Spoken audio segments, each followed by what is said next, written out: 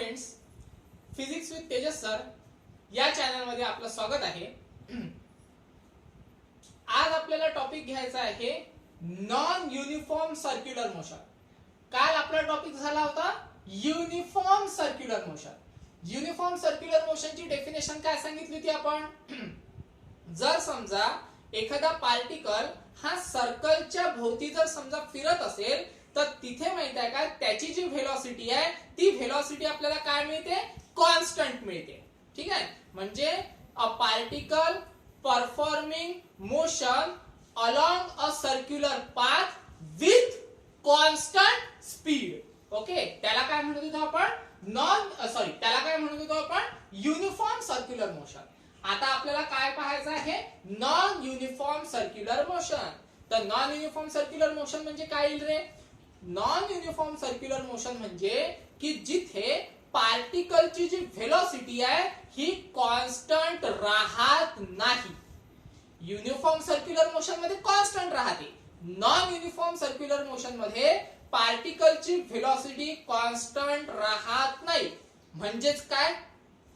जर समजा एक पार्टिकल आहे, हा पार्टिकल सर्कलच्या अलॉंग जर फिरत असेल, सर्कलच्या अलॉंग फिरत असताना त्याची जी व्हेलॉसिटी आहे ही कॉन्स्टंट राहत नाही. ठीक आहे, तर याला काय म्हटलं जाते? Non uniform circular motion. मग तुम्ही म्हणाल सर याचं एक्झाम्पल काय आहे? एक्झाम्पल सिंपल आहे. एक्झाम्पल काय असेल? कन्सिडर करा तुमच्या घरी फॅन चालू आहे. सिलिंग फॅन म्हणा, टेबल फॅन म्हणा किंवा कूलरचा फॅन, कोणताही फॅन घ्या. ओके, तो माहिती आहे का फुल स्पीड मध्ये चालू आहे. सिलिंग फॅन घ्या, 5च्या स्पीडनी चालू आहे, एकदम फुल स्पीडनी. आता स्पीडनी चालू आहे, त्याच्यानंतर जर समजा तुम्ही तुमचा जो स्विच ऑफ आहे, फॅनचा जो स्विच आहे तो ऑफ केला. ऑफ केल्यानंतर काय होते? तो फॅन तरी पण फिरत राहतो का? नाही. त्याची जी व्हेलॉसिटी आहे ती व्हेलॉसिटी मॅक्झिमम पासून तर मिनिमम पर्यंत कमी कमी होत राहते. आणि एक वेळ अशी येते का तो जो फॅन आहे तो फॅन स्टॉप होऊन जातो. बरोबर आहे ना? म्हणजेच काय, तर जी व्हेलॉसिटी आहे त्या फॅनची ती व्हेलॉसिटी मॅक्झिमम व्हेलॉसिटी पासून तर मिनिमम व्हेलॉसिटी पर्यंत काय होऊन राहिली रे? ती डिक्रीज होऊन राहिलेली आहे. म्हणजेच काय, तर जी व्हेलॉसिटी आहे ती velocity increase to decrease change होत आहे. आणि चेंज होऊन राहिलेली आहे म्हणूनच तिथे व्हेलॉसिटी ही कॉन्स्टंट राहत नाही. ती क्षणाक्षणाला काय होऊन राहिली आहे? बदलत आहे. आलं लक्षात? आणि जर समजा एखादा पार्टिकल हा सर्क्युलर मोशनच्या अलॉंग फिरत असेल आणि फिरत असताना त्याची जी व्हेलॉसिटी आहे ही जर समजा चेंज होत असेल तर तेव्हा आपल्याला काय मिळते? नॉन युनिफॉर्म सर्क्युलर मोशन पाहायला मिळते. इथपर्यंत आलं लक्षात? आता कन्सिडर करा, दोन गोष्टी सांगतो. तिथे माहित आहे का जी व्हेलॉसिटी आहे ही इन्क्रीज पण होऊ शकते आणि तिथे माहित आहे का व्हेलॉसिटी ही डिक्रीज पण होऊ शकते. आपण काय म्हटलं? व्हेलॉसिटी ही चेंज होत आहे. तर चेंज तर दोन्ही प्रकारे होऊ शकते. इन्क्रीज पण होऊ शकते आणि डिक्रीज पण होऊ शकते. बरोबर आहे ना? तर मग इथे माहित आहे का दोन डायग्राम काढतो, त्या डायग्रामच्या माध्यमातून मी तुम्हाला समजून सांगतो. कन्सिडर करा हा एक सर्कल आहे. ओके, आणि या सर्क्युलर पाथच्या अलॉंग एक पार्टिकल जो आहे तो पार्टिकल काय होत आहे? मूव्ह होत आहे. ओके, त्याच्यानंतर पुन्हा तशीच डायग्राम काढतो. पुन्हा एक सर्क्युलर पाथ आहे, त्या सर्क्युलर पाथच्या अलॉंग एक पार्टिकल काय होऊन राहिलेला आहे? मूव्ह होत आहे. आता माहित आहे का पार्टिकल मूव्ह होत आहे. पार्टिकल एका सर्कलच्या अलॉंग जर समजा काय होत असेल? मूव्ह होत असेल तर तिथे माहित आहे का त्याची काही ना काहीतरी अँग्युलर व्हेलॉसिटी राहील. तिथे काही ना काहीतरी अँग्युलर व्हेलॉसिटी राहील. बरोबर आहे ना? तर इथे पार्टिकल फिरत आहे, इथे पण अँग्युलर व्हेलॉसिटी ओमेगा घेऊ. ओके, इथे पण पार्टिकल फिरत आहे तर इथे पण अँग्युलर व्हेलॉसिटी जी आहे ही काय घेऊ आपण? ओमेगा घेऊ. कारण अँग्युलर व्हेलॉसिटी काय राहते पार्टिकलची ते कशाने नोट करतो आपण? तर ओमेगाने नोट करतो. इथपर्यंत आलं लक्षात? आता व्हेलॉसिटी माहित आहे का नॉन युनिफॉर्म सर्क्युलर मोशन मध्ये चेंज होत असते.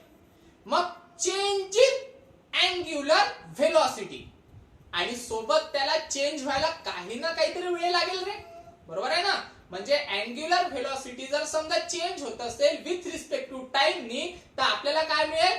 Angular acceleration.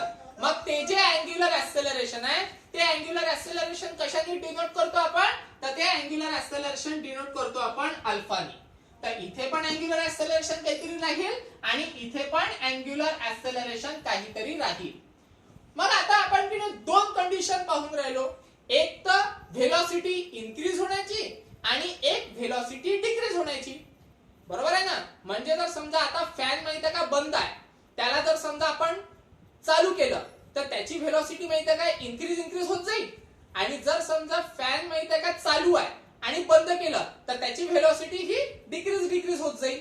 बरोबर आहे ना. म्हणून मग माहित आहे का, ज्या वेळेस अँग्युलर व्हेलॉसिटी ओमेगा आणि अँग्युलर ऍक्सेलरेशन अल्फा हे एकाच डायरेक्शननी असेल, ठीक आहे, एकाच डायरेक्शननी, तर तेव्हा माहित आहे का जे नॉन युनिफॉर्म सर्क्युलर मोशनची जी काही व्हेलॉसिटी असते ती व्हेलॉसिटी माहित आहे का आपल्याला इन्क्रीज होताना पाहायला मिळते. येऊन राहील लक्षात. जर समजा अँग्युलर व्हेलॉसिटी आणि अल्फा एकाच डायरेक्शननी असेल तर तिथे माहित आहे का जी व्हेलॉसिटी आहे ती आपल्याला इन्क्रीज होताना पाहायला मिळते. आणि ज्या वेळेस अँग्युलर व्हेलॉसिटी आणि अँग्युलर ऍक्सेलरेशन हे जर समजा माहित आहे का ऑपोजिट डायरेक्शननी आपल्याला पाहायला मिळत असेल तर तिथे व्हेलॉसिटी माहित आहे का डिक्रीज होताना आपल्याला दिसते. आलं लक्षात. म्हणजे ही जी कंडिशन आहे ही कंडिशन कधी वापरू आपण, ज्या वेळेस स्विच ऑन करू फॅनचा. म्हणजे तिथे माहित आहे का फॅन माहित आहे का एकदम स्लोली फिरेल आणि एक टॉप स्पीड अप्लाय करेल. बरोबर आहे. म्हणजे एकदम स्पीड मध्ये फिरायला सुरुवात करेल, स्लो पासून तर हाय पर्यंत. तेव्हा माहित आहे का ही कंडिशन अप्लाय होईल. म्हणजे अँग्युलर व्हेलॉसिटी आणि अँग्युलर ऍक्सेलरेशन एकाच डायरेक्शनने राहील. ठीक आहे. आणि ज्या वेळेस फॅन एकदम टॉप स्पीडनी फिरत आहे आणि जेव्हा आपण स्विच ऑफ करू तेव्हा माहित आहे का अँग्युलर व्हेलॉसिटी आणि अँग्युलर ऍक्सेलरेशन हे अपोजिट डायरेक्शनला राहील. म्हणजे तिथे माहित आहे का जी फॅनची स्पीड आहे ही फॅनची स्पीड एकदम हाय पासून तर लो पर्यंत काय होत जाईल, कमी होत जाईल. ठीक आहे. तर हा आहे कन्सेप्ट आपला नॉन युनिफॉर्म सर्क्युलर मोशनचा. इथपर्यंत आलं लक्षात. तर हा कन्सेप्ट आपला non uniform circular मोशनचा.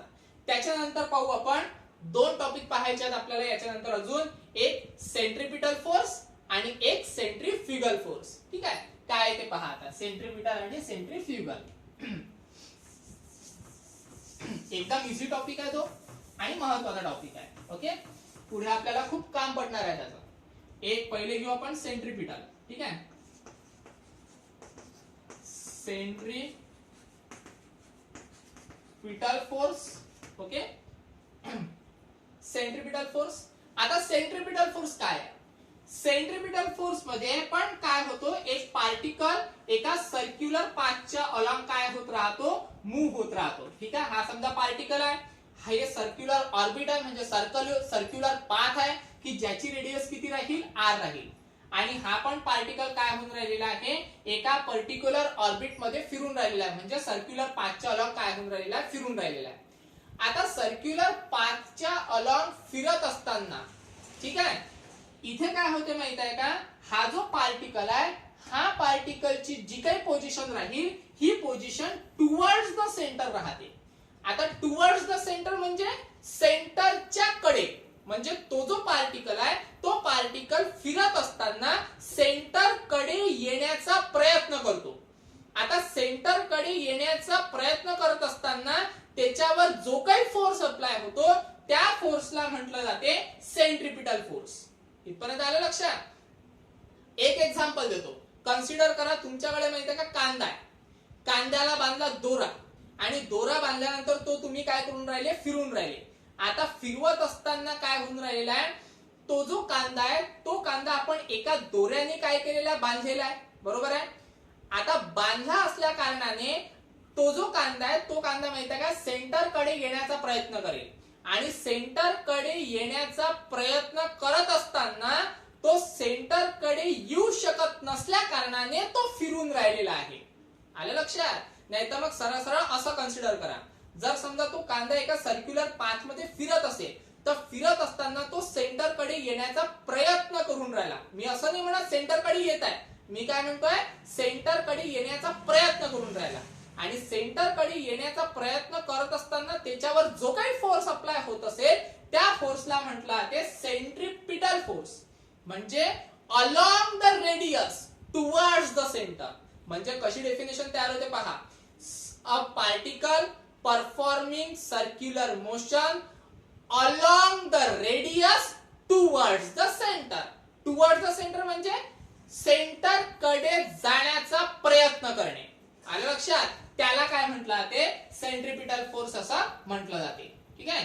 A particle performing circular motion along the radius towards the centre, त्याला म्हटलं जाते सेंट्रिपिटल फोर्स. आणि सेंट्रिपिटल फोर्सला आपण एफसीपी यांनी पण डिनोट करू शकतो. ठीक आहे. कालच्या लेक्चर मध्ये आपण माहित आहे का ऍक्सेलरेशनचे काही फॉर्म्युलास पाहिले होते, बरोबर आहे. तर त्याच्यात माहित आहे का ऍक्सेलरेशनचा एक फॉर्म्युला आपल्याला मिळाला होता. त्याचं नाव होता v इंटू ओमेगा, बरोबर आहे. एक फॉर्म्युला मिळाला होता v स्क्वेअर अपॉन r, बरोबर आहे. तर हे काहीतरी आपल्याला फॉर्म्युला मिळाला होता. अजून एक कोणता तरी फॉर्म्युला मिळाला होता आपल्याला. ओके. तो मिळाला होता आपल्याला ओमेगा स्क्वेअर इंटू r. तर याच फॉर्म्युलाच्या आधारे आपल्याला फोर्स फाइंड आउट करायचा आहे. कशा पद्धतीने पहा. आता कन्सिडर करा माझ्याकडे माहित आहे का फोर्स आहे. आता फोर्स म्हणजे काय रे, न्यूटनचा सेकंड लॉ, न्यूटन बाबा काय सांगते आपल्याला, force is equal to mass into acceleration. म्हणजेच फादर इज इक्वल टू मा. काय म्हटलं मी, फादर म्हणजे फोर्स इज इक्वल टू मा म्हणजे m इंटू ए. m म्हणजे काय राहील मास आणि a म्हणजे काय राहील ऍक्सेलरेशन. आलं लक्षात. तर हा काय आहे न्यूटनचा सेकंड लॉ आहे. न्यूटन्स सेकंड लॉ काय आहे, न्यूटनचा सेकंड लॉ कसं लक्षात ठेवायचं, फादर इज इक्वल टू मा म्हणजे force is equal to mass into acceleration. ठीक आहे. ऍक्सेलरेशनचे 3 फॉर्म्युलेज आहेत, एक एक टाका. काय होतं पहा, m as it is. Okay. त्याच्यानंतर a म्हणजे काय पहिले घेऊ v ओमेगा. म्हणजे एक मिळेल आपल्याला v ओमेगा म्हणजे एक फोर्स मिळाला m v ओमेगा. ओके. त्याच्यानंतर दुसरा m पुन्हा ऍज इट इज. a ची व्हॅल्यू काय आहे v स्क्वेअर बाय r. तर दुसरा फॉर्म्युला काय मिळाला आपल्याला f is equal to mv square by r. हा सगळ्यात इम्पॉर्टंट फॉर्म्युला आहे. ओके. नेहमी वापरायचं काम पडते. आणि तिसरा फॉर्म्युला आहे f इज इक्वल टू हा m ऍज इट इज. ऍक्सेलरेशनचा तिसरा फॉर्म्युला काय आहे ओमेगा स्क्वेअर इंटू r. आलं लक्षात. तर m omega square into r. पण हे जे फॉर्म्युले आहे हे जर समजा व्हेक्टर फॉर्म मध्ये जर समजा आपण विचार केला तर व्हेक्टर फॉर्म मध्ये लिहत असताना आपण अशा पद्धतीने लिहू. एक कुठला तरी फॉर्म्युला लिहून दाखवतो मी तुम्हाला. हा फॉर्म्युला लिहून दाखवतो, लक्षात घ्या. किंवा पहा f इज इक्वल टू म्हणजे f बार लावावा लागेल आपल्याला व्हेक्टर फॉर्म मध्ये असल्या कारणाने. ओके. त्याच्यानंतर मास, त्याच्यानंतर v square by r. Okay. Vector असल्या कारणाने आपल्याला याला r कॅपने काय करावं लागेल मल्टिप्लाय करावं लागेल. पण नुसता एवढाच फॉर्म्युला राहणार नाही, सोबत माहित आहे का याला काय लावावं लागेल आपल्याला मायनस साइन लावावं लागेल. तुम्ही म्हणाल सर मायनस साइन का बरं. तर मायनस साइन माहित आहे का आपल्याला डायरेक्शन दाखवत आहे. डायरेक्शन म्हणजे कुठे पहा, डेफिनेशन काय सांगते, along the radius towards the centre म्हणजे सेंटरच्या कडे, बरोबर आहे ना. म्हणजे काय दाखवत आहे तो डायरेक्शन. तर डायरेक्शन दाखवत आहे म्हणून आपण काय दाखवतो इथे मायनस साइन लावतो. ओके. अजून एक फॉर्म्युला सांगतो मी. एक फॉर्म्युला हा कन्सिडर करू आपण. तो फॉर्म्युला आहे f bar is equal to bar का बरं व्हेक्टर क्वांटिटी आहे आणि m omega square into r bar. आलं लक्षात. r च्या डोक्यावर बार लागेल सोबत मायनस साइन. मायनस साइनचं तेच काम आहे. काय मायनस साइनचं काम, along the radius towards the centre म्हणजे तो काय दाखवत आहे डायरेक्शन दाखवत आहे. आलं लक्षात. तर हे जेवढे काही आपण फॉर्म्युलेस काढलेले आहेत हे कशाचे फॉर्म्युलाज आहे, सेंट्रिपिटल फोर्सचे फॉर्म्युले आहेत. इथपर्यंत आले लक्षात. तर हा कन्सेप्ट आहे सेंट्रिपिटल फोर्सचा. एक पाहायचा होता आपल्याला सेंट्रिपिटल फोर्स, दुसरा पाहून घेऊ लगे हा, तो कोणता राहील आपल्याला centrifugal force. Okay, centrifugal force. आता सेंट्रीफ्युगल फोर्स काय आहे? सेंट्रीपिटलच्या उलटा. सेंट्रीपिटलच्या उलटा म्हणजे सेंट्रीपिटल मध्ये काय म्हटलं होतं आपण? Along the radius towards the centre. बरोबर आहे. आता सेंट्रीफ्युगल मध्ये काय होते? Along the radius away from the centre, म्हणजे सेंटरच्या अवे जाईल. आता तुम्ही म्हणाल सेंटरच्या अवे कसं? तर कन्सिडर करा, पुन्हा कांदाच घेतो, उन्हाळा आहे बरोबर आहे ना, म्हणून कांदा खाल्ला पाहिजे, तर पुन्हा कांदाच घेतो, सोबत दोरी घ्या, कांद्याला बांधा. ओके, आणि तो कांदा फिरवा. फिरवत असताना यदा कदाचित तो जर तुटला किंवा कांदा सटकला तरी तो गोल फिरत राहील का? नाही. तो एका पर्टिक्युलर व्हेलॉसिटीने एका पर्टिक्युलर डायरेक्शनला निघून जाईल. काय जसं सांगितलं तसं. कन्सिडर करा, हा कांदा आहे कुठेतरी, ठीक आहे, हा सर्कल आहे, या सर्कलच्या अलॉंगने कांदा आपला काय करून राहिला? फिरत आहे. आणि जर फिरत असताना माहिती आहे का, याच पॉइंट पासून तो जर सटकला किंवा ही जी दोरी आहे ही जर ब्रेक झाली तर हा जो कांदा आहे, हा कांदा काय होऊन जाईल? एका पर्टिक्युलर डायरेक्शनला निघून जाईल. बरोबर आहे ना. आता पर्टिक्युलर डायरेक्शनला निघून गेल्यानंतर कांदा चालला तिकडे तिकडे, म्हणजे त्याची जी डायरेक्ट म्हणजे सेंटर पासून तर तो अवे चालला ना. पहिले इथे कुठेतरी होता, मग इथे कुठेतरी असेल, मग इकडे कुठेतरी जाईल, चालला तो सेंटरच्या अवे. बरोबर आहे ना. म्हणूनच मग किनी त्याच्यावर जो काही फोर्स अप्लाय होत असेल सेंटरच्या अवे जात असताना त्यालाच काय म्हटलं जाते? सेंट्रीफ्युगल फोर्स असं म्हटलं जाते. आलं लक्षात? ठीक आहे. म्हणून मग आपण माहिती आहे का सेंट्रीफ्युगल फोर्सची डेफिनेशन काय समजतो? की जर समजा पार्टिकल सर्क्युलर पाथ फॉलो करत असेल आणि फॉलो करत असताना यदा कदाचित तो सटकला तर तो काय जातो? सेंटरच्या अवे, म्हणजे along the radius away from the centre is called centrifugal force. इथपर्यंत आलं. मग आता एक काम करा, फॉर्म्युले हेच मिळतात आपल्याला, हेच काहीतरी फॉर्म्युले राहतील. फोर्स इज इक्वल टू आपल्याला हेच मिळणार काहीतरी mv ओमेगा. ओके, त्याच्यानंतर अजून हाच फॉर्म्युला मिळणार आपल्याला काहीतरी mv स्क्वेअर बाय आर. ठीक आहे. त्याच्यानंतर अजून एक फॉर्म्युला कोणता मिळाला होता रे आपल्याला? हा formula m omega square r. Okay, m omega square r. हेच फॉर्म्युले मिळतील. पण इथे माहित आहे का, फॉर्म्युला आपल्याला निगेटिव्ह मध्ये मिळाला होता, इथे सगळे फॉर्म्युले आपल्याला पॉझिटिव्ह मध्ये मिळतील. पुन्हा सांगतो, पॉझिटिव्ह साइन काय शो करेल माहित आहे का? पॉझिटिव्ह साइन इथे डायरेक्शन शो करेल. डायरेक्शन कुठली? अवे फ्रॉम द सेंटर, म्हणजे सेंटरच्या दूर चालला तो. आलं लक्षात? तर काय दाखवून राहिला तो तिथे? डायरेक्शन दाखवत आहे. इथपर्यंत आलं लक्षात? मग तुम्ही म्हणाल सर इथे मायनस घेतला आपण, तर चलो ठीक आहे, डायरेक्शन दाखवून राहिला म्हणून मायनस घेतलं. मग इथे इथे डायरेक्शन दाखवत आहे, मग इथे कोण प्लस घेतलं, इथे कोण मायनस नाही घेतलं? त्याचं कारण सांगतो. इथे माहित आहे का, पार्टिकल हा सेंटर कडे येण्याचा प्रयत्न करत आहे, म्हणजे डिस्टन्स काय होईल इथे? कन्सिडर करा, कमी कमी होईल. बरोबर आहे ना. सेंटर कडे जाण्याचा प्रयत्न करत आहे म्हणून डिस्टन्स कमी होईल. कमी होईल म्हणून मायनस. ओके. त्याच्यानंतर इथे माहित आहे का, पार्टिकल हा सेंटरच्या अवे चालला. अवे चालला म्हणजे माहित आहे का, डिस्टन्स काय होऊन राहिले? इथे वाढून राहिलेला आहे. आणि डिस्टन्स वाढत आहे म्हणून माहित आहे का, पॉझिटिव्ह. आलं लक्षात? तर हाच फरक आहे सेंट्रीपिटल आणि सेंट्रीफ्युगल मधला फरक. आलं लक्षात?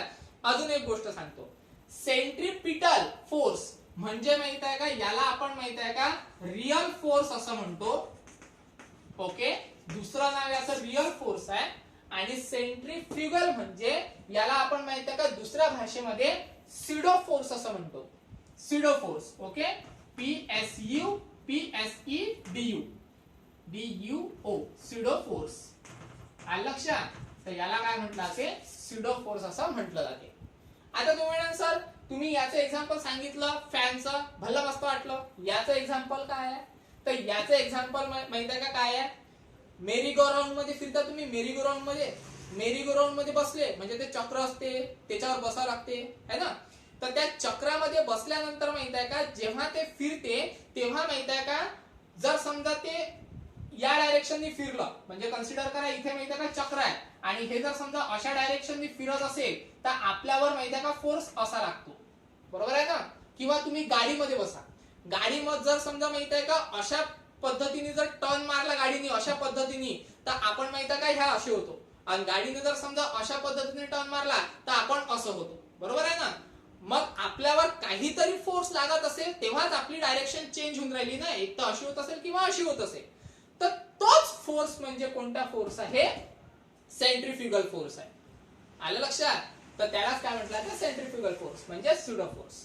आता कन्सिडर करा, एक फोर्स घेतो मी रियल फोर्स म्हणजे सेंट्रीपिटल फोर्स, आणि एक फोर्स घेतो मी सेंट्रीफ्युगल फोर्स म्हणजे त्याला म्हणतो मी एक फोर्स घेतो सेंट्रीपिटल फोर्स त्याला म्हणतो मी रियल फोर्स, आणि एक फोर्स घेतो मी सेंट्रीफ्युगल म्हणजे स्यूडो फोर्स घेतो त्याला काय म्हणतो मी सेंट्रीफ्युगल फोर्स म्हणजे FCF. ठीक आहे. आता जर समजा या दोघांचे जर समजा मी काय केलं, ऍडिशन केलं म्हणजे नेट फोर्स काढण्याचा प्रयत्न केला. नेट फोर्स म्हणजे FCP प्लस FCF जर समजा काढायचा प्रयत्न केला तर आन्सर काय मिळते पहा. ठीक आहे.